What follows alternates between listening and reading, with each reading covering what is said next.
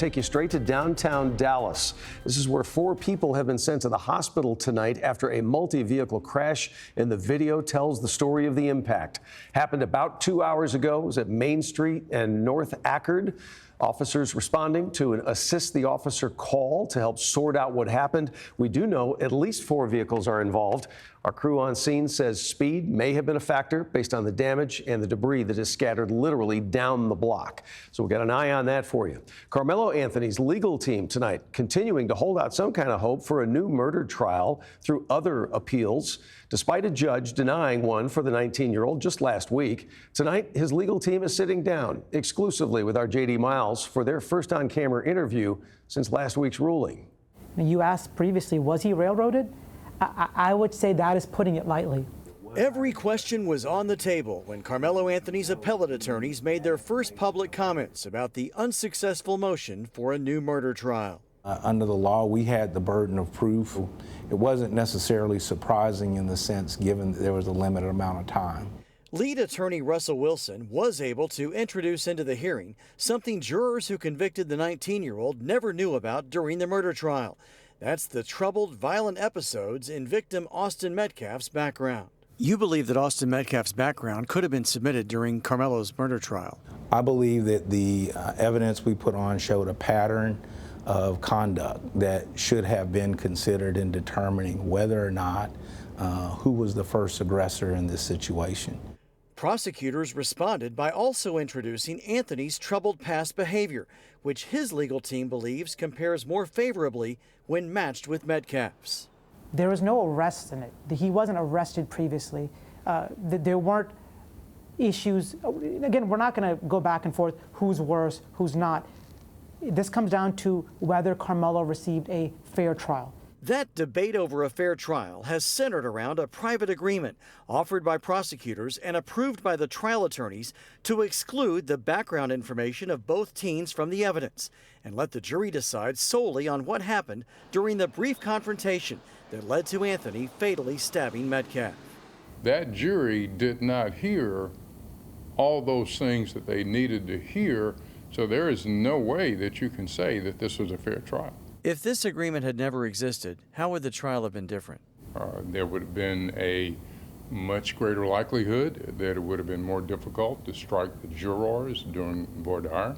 The exclusion of 3 black women from the jury by prosecutors is something these attorneys say will be part of the appeal process, which could be more than a year down the road. If this case was about self-defense, why would we need black jurors? And so we think a diverse jury should be there, and we think that in light of the information they knew, that there was an issue regarding whether or not they had confidence that African-American jurors would not be receptive to that. This is a simple question. I don't know if it's easy or hard, but was this case about race? There wasn't necessarily anything racial said at the time, but when you decide to approach or pick on a person, if you will, what motivates you to choose that person? It absolutely had everything to do with race. That is the reason why we had this gentleman's agreement. What we're saying is if 4 experienced attorneys couldn't put it in writing because it's too nuanced, too complicated, how is a young man who just finished high school with no legal background, never been part of the criminal justice system, how is he supposed to know what it is, right? He relied on that. Did he have a lot of confidence that he was going to prevail in this case? You know, I mean, I think he understood that motions for new trials are long shots. The attorneys say Anthony's decision not to testify was out of concern that prosecutors would feel free to bring up his past and breach the agreement after the trial judge said he would have to allow it. You know, I think the overall thing is how much this trial deviated from a normal trial. And that's part with closure, that was part with the shadow docket, and those things collectively, we think made it such a deviation that it wasn't a fair trial. J.D. Miles, CBS News, Texas. Firefighters tonight are making some progress on multiple wildfires across North Texas. The Corky fire erupted this afternoon, Van Zandt County, just south of Wills Point. It has already burned about 400 acres, only 25% contained. Officials say that 2 firefighters were hurt in this fire, and they are expected to be okay, which is good news. Out west now to Palo Pinto and Jack counties, the Ross fire. This guy now 26% contained. They're gaining ground inch by inch, but it's already burned more than 85,000 acres since this one broke out on Monday this week. And tonight, our Amelia McGavro taking us all inside the burn zone, where volunteers are racing to help ranchers and their animals as the threat can change literally with the will of the wind. We got exclusive access to the eastern edge of the burn zone here near Grayford, and it might look calm around me, but there's still a real and active danger in this area, and that's because there are still areas that are burning and that are hot spots. And just behind me, there are areas that are actively smoking above the trees, and we saw firsthand how quickly that smoke can ignite. We have a fire that's breaking out pretty big. In just a matter of seconds, smoke erupts into tree-high flames, with homes just feet away. For the past 48 hours, volunteer Garrett Duvall with Ranchers Navy has been working with dozens of crews to save what the fire leaves behind. It's basically to treat injuries and wounds and burns. So It's an animal first aid kit. it's an animal first aid kit. It's exactly what it is. He's going ranch to ranch, checking on burned animals and finding families facing losses far beyond livestock. It looks like hell. It's the whole nother world. And sometimes we pull into a ranch and their house is gone. And that kind of hits hard. And as the fire drifts closer to the Possum Kingdom Lake area, dozens of ranchers are now left to pick through what remains. We're helping a lady right now. This is her. She's a 6th generation rancher, and she has some cows left, but she's lost a lot. There's no grass left. But Duvall is no stranger to disaster. We first met him 2 years ago in the smokehouse fire in the Texas Panhandle. Duvall rescued a burnt calf named Ash, who became a symbol of survival. We know that there's brighter days ahead. Even if some of them are injured, there's a pretty high chance they're going to survive. Ash got bred for the first time this year, so she's 2 years old and she's doing great, and that kind of gives a little bit of hope for the future. Hope in a place where, for now, so much has been lost.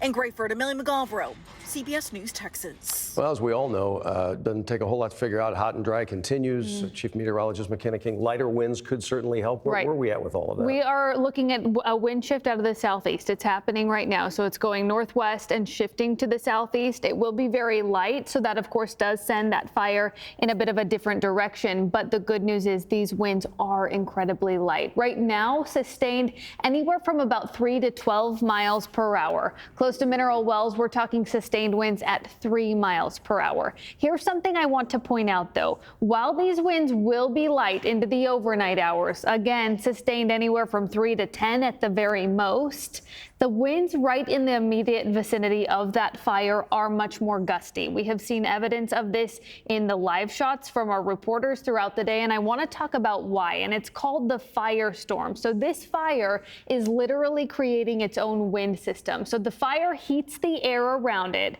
That air expands and then warm air rises. That creates an empty slot, though, somewhat of a void down below it, and the relatively cooler air around it rushes to fill that void.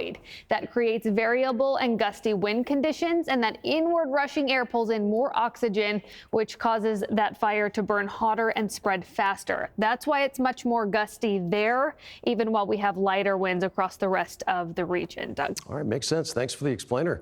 New tonight, new state law is forcing public schools to release students who volunteer for weekly Bible classes. And now, following the law, it's creating challenges for some districts in North Texas that are also trying to avoid appearing to endorse any one religion.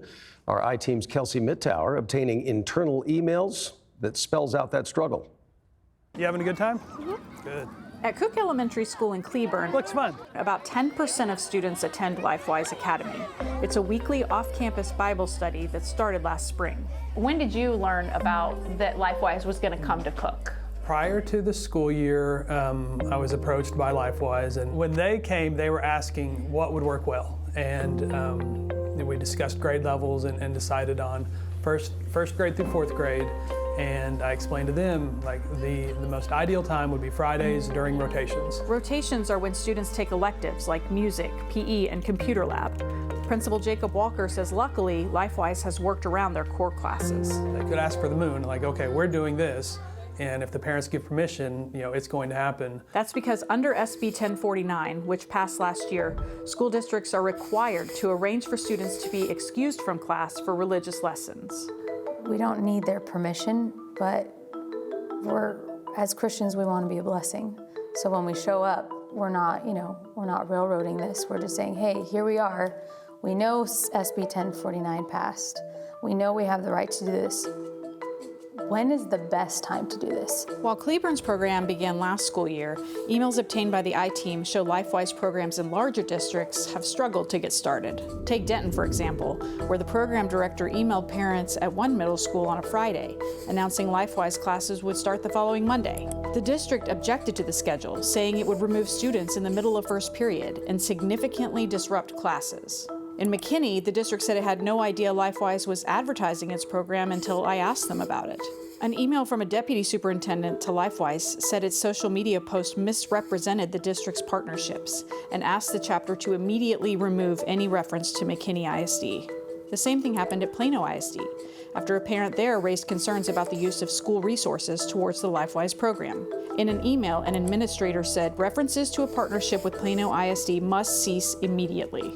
Experts say those are just some examples of the challenges school districts will face in working with LifeWise. What courts have said is that public schools themselves cannot, with their tax dollars and their school machinery, support release time religious education. And so if in any way a school district does, through providing lunches for students, for subsidizing transportation, for promoting release time, all of those are ways that schools might get themselves into legal trouble. It's one thing that the school has to allow these programs in, they have to accommodate the release of the students, right? That doesn't mean they have to advertise for this program. That doesn't mean that they have to be sending permission slips home. There are still a lot of lines the school can cross unknowingly that may be constitutional issues. Kelsey Mitzauer is with us now. So what are the districts telling you? So the ones in this story, Denton, McKinney, and Plano, say they are following new policies that they've put in place specifically for SB 1049. And while they say they're not partnering with LifeWise, they are partnering with the parents who want these programs in their schools. Okay, any idea how many local districts have a LifeWise program right now? It's hard to say because they're all in motion. You can search LifeWise's website by school to see.